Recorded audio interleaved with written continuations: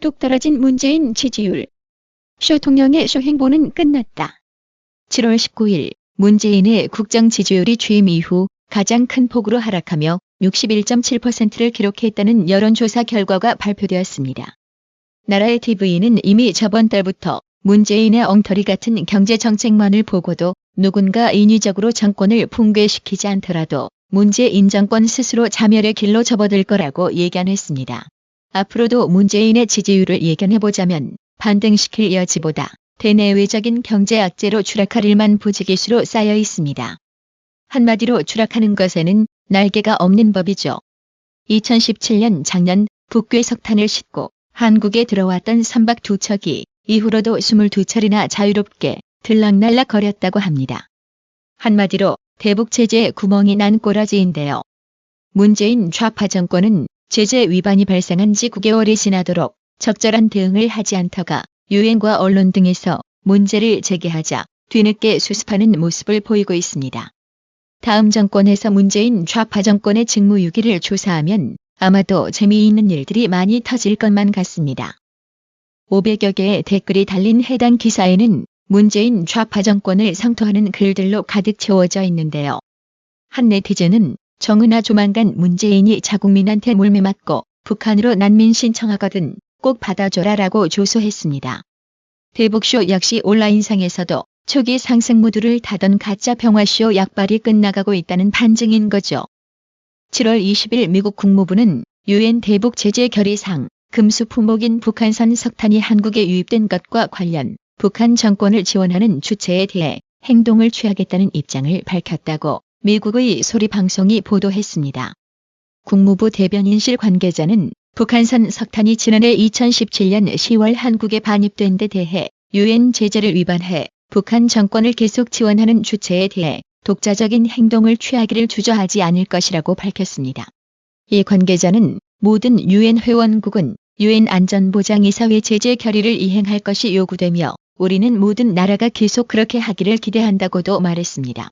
갑자기 앞뒤 안 가리고 탈원전한다면서 미세먼지를 유발시키는 석탄발전소 운운할 때부터 구린내가 진동했습니다.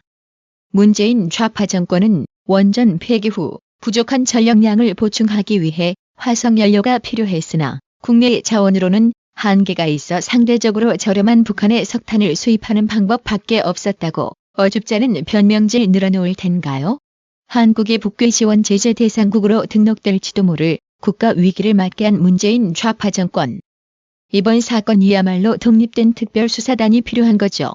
뒤로 북괴를 지원하다가 트럼프에게 완전 찍힌 중국 시진핑.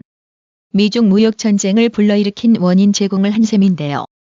결국 이 여파로 중국 경제에 아문이 드리워지자 시진핑 일당 독재 체제의 입지가 상당히 흔들리고 있다는 징후들이 나타나고 있습니다. 최근 중국에서는 1인 우상화 작업에 매진하던 시진핑 추상화 철거와 시진핑에 대한 인민일보 기사 축소 등이 단순한 선전 속도 조절이 아니라 권력층 내부의 갈등이 불거진 것이라는 분석이 나왔습니다. 시진핑 1인 체제의 정당성과 권위를 선전하기 위해 아직 힘이 붙이는데도 불구하고 강경한 대미 노선으로 나갔다가 감당할 수 없는 무역 전쟁을 초래했다는 내부 비판이 최근 나타난 현상의 배경이라는 시각입니다. 이런 가운데 미 의회는 중국의 대형 은행들이 유엔 대북 제재를 위반한 증거를 갖고 있다고 테드요 하원 외교위원회 동아태 소위원장이 밝혔습니다.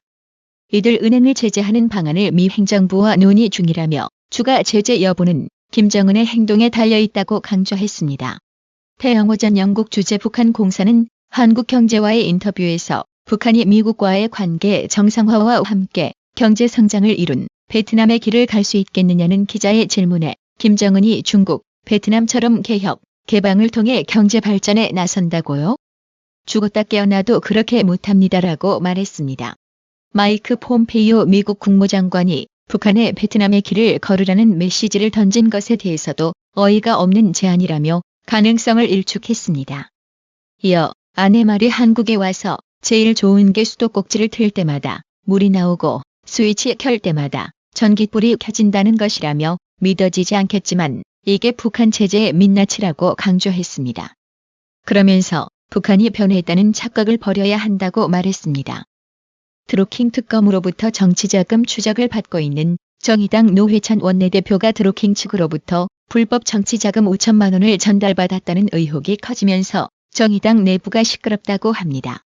당원 게시판에는 사실이라면 출당해야 한다는 비판 글까지 올라왔습니다.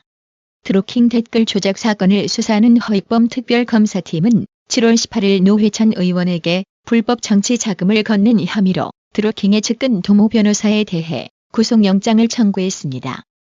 노회찬 의원과 경기고 72회 동창인 도 변호사가 드루킹과 공모해 지난 2016년 3월쯤 5천만 원을 노회찬 의원에게 전달했다는 것입니다. 박 대통령 탄핵 결정 시에도 잔치국수 2그릇 비웠다며 지르렁병했던 노회찬. MB 구속 때도 검찰청 포토라인 섰다며 경제 살리겠다고 약속하고선 본인 경제만 챙긴 대통령이라며 늦었지만 청소하기 좋은 날이 왔다며 조롱글 쳐올리던 노회찬. 이제 본인도 검찰청 포토라인에 서야 하는 순간이 다가왔네요. 이 기회에 노회찬의 아가리도 말끔히 깨끗이 청소해야 합니다. 문재인과 촛불 집회를 지지했던 한 경제학자가 최저임금과 탈원전 정책에 불복종하자고 선언하며 현 정부에 대한 지지 철회를 공개 표명했습니다. 소득주도 성장 등 경제 정책에 대한 의구심이 친문 성향 지식인들의 입안까지 부르는 형국입니다. 경희대 이경전 교수는 지난 6월 제1회 전자정부의 날 기념식에서 전자정부 발전을 위한 공헌으로 대통령 표창을 수상할 정도로 문재인 정부의 친화적인 학자였습니다. 최저임금 불복종을 주장한 이 교수는 문재인 정부의 탈원전 정책에도 불복종해야 한다고 주장했습니다. 경희대 이경전 교수는 원자력연구원과 원전과 관련된 각종 산업 종사자들은 정부에 불복종하려며 이 불복종은 정권에 대한 불복종이 아니라 대한민국을 위한 불복종이다. 전기는 현대 산업과 국가의 쌀이다. 그 쌀을 함부로 하는 정권에는 불복종해야 한다고 주장했습니다. 4차 산업혁명 시대의 구시대적 과잉 규제도 비판한 이 교수는 문 대통령 집권 1년 2개월 만에 이러한 실망을 하게 될 줄은 몰랐다며 문재인은 퇴진하라. 하야하라고 촉구했습니다. 그는 그러나 그냥 물러나는 정치인은 못 봤다며 허익범 특검은 수사를 잘하게 바란다고 당부했습니다. 이어 대한민국을 위해서 현재 이 무능한 정권의 브레이크를 거는 방법은 그 방법밖에 없는 것 같다며 당신들이 브레이크를 걸지 못한다면 다른 방법을 강구해보겠다고 덧붙였습니다. 한마디로 좌파 학자도 돌아서게 만든 문재인의 경제정책 허구성에 한때 문파 학자조차 두 손 두 발 들고 문파 탈출 선언을 한 것입니다. 앞으로 문재인의 엉터리 경제 실정을 보면서 자각 있는 문파들의 탈출 행렬은 계속 이어질 거라 봅니다. 그렇지 못하면 바보 멍청인 거죠. 일자리 창출 명목으로 추경 예산까지 동원하여 수조 원 쏟아붓고도 오히려 취업은 반토막 수준, 하반기는 더 암울하다는 소식. 진짜 개박살 나고 있는 한국 경제 꼬라지를 도표로 보세요. 세계 경제 불황에도 우파 정권 시절 경제 실정이 이 정도로 막가파 수준은 아니었습니다. 오로지 강성귀족 노조 편에 서서 기업만 쥐어짜다 보니 투자 심리도 얼어붙어 눈에 띄게 투자가 감소되는 사태까지 발생하고 있습니다.